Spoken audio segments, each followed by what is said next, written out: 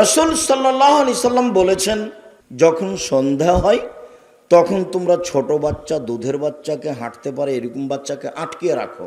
ওদেরকে বাড়ির পিছনে নিয়ে যায় না, ওদেরকে উঠানে আঙিনায় নিয়ে যায় না, ওদেরকে ছাদের উপরে নিয়ে যায় না। ইন্তাশিরু শয়তান, ওই সময় শয়তান ছড়িয়ে পড়ে। শয়তান ছেলের উপরে বদ নজর দিবে, ওকে ধাক্কা দিয়ে নিচে ফেলে দিবে। যদি শয়তান বাচ্চার উপরে বদ নজর দেয় তাহলে সারা রাত বাচ্চা কান্নাকাটি করবে আর ববন করবে, মনে হবে যে বাচ্চা মারা গেল, এরকম মনে হবে। তখন বাপ মা সারা রাত ব্যস্ত থাকবে।